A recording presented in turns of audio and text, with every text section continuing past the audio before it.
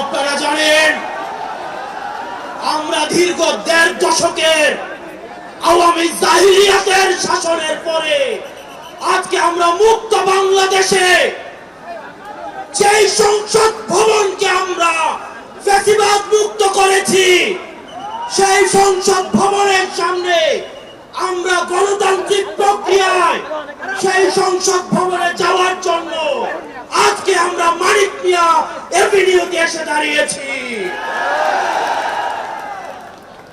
প্রিয় দেশবাসী, আপনারা জানেন দীর্ঘ ১.৫ দশকের বেশি সময় ধরে আমাদের দেশে ছিল বিচারহীনতার সংস্কৃতি। লগি বৈঠা থেকে শুরু করে ২০০৯ সালে আমাদের দেশের যারা ডিফেন্স অফ ফার্স্ট লাইন পিডিআরদেরকে আপনারা দেখেছেন কিভাবে ভারতীয় আগ্রাসনের মধ্য দিয়ে হত্যা করা হয়েছে। প্রিয় দেশবাসী, আপনারা দেখেছেন এই স্পষ্ট পিডিআর হত্যাকাণ্ডকে পিডিআর বিদ্রোহ হিসাবে চালানো হয়েছে।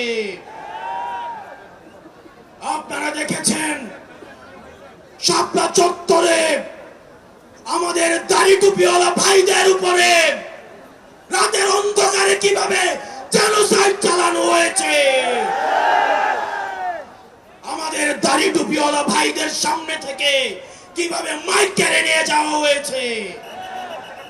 প্রিয় দেশবাসী, আপনারা দেখেছেন বাংলাদেশে কিভাবে রাতের ভোট, কিভাবে দিনের ভোট রাতে চালু করার সংস্কৃতি চালু হয়েছে, ডামি ইলেকশন চালু করা হয়েছে। আমরা ৫ই আগস্টে এই আওয়ামী লীগের এই দুঃশাসনের আমরা এই দুঃশাসনের কবর রচনা করেছি। আমরা বলতে চাই এই গণভবনে কে যাবে সেটি নির্ধারিত হবে বাংলাদেশ থেকে, ভারত থেকে সেটি নির্ধারিত হবে না। আমরা স্পষ্ট করে বলতে চাই এই সংসদে কে যাবে সেটি নির্ধারণ করবে বাংলাদেশের খেটে খাওয়া জনতা।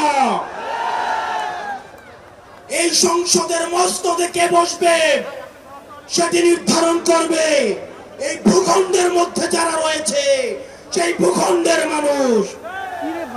আমরা দীর্ঘ ১.৫ দশকের বেশি সময় ধরে আমরা একটা জাতি গড়ে তুলতে পারি নাই।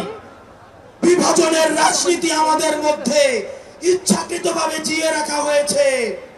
আমরা স্টেট ডেভেলপ করতে পারি নাই, আমরা নেশন ডেভেলপ করতে পারি নাই।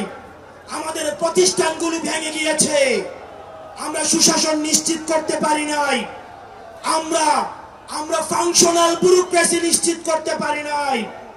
আমরা স্বাধীন পুলিশ নিশ্চিত করতে পারি নাই, স্বাধীন বিচার বিভাগ নিশ্চিত করতে পারি নাই। আমরা স্বাধীনতার এত বছর পরেও আমাদের তরুণ প্রজন্ম, আমাদের একটা ইনস্টিটিউশন আমরা প্রপারলি ফাংশন করতে দেখি নাই। আমরা আপনাদের কাছে কমিটমেন্ট দিতে চাই, এই তরুণ প্রজন্ম আমরা ইনস্টিটিউশন গুলাকে প্রপারলি ফাংশনাল করব। আমরা আপনাদেরকে কমিটমেন্ট দিতে চাই এই বিভাজনের রাজনীতির ঊর্ধ্বে উঠে আমরা একতার রাজনীতি বাংলাদেশে চালু করব। আমরা স্টেট ডেভেলপ করব। আমরা এই ভূখণ্ডের অধিকার আমরা আদায় করতে পারি নাই। আমাদেরকে মাথায় রাখতে হবে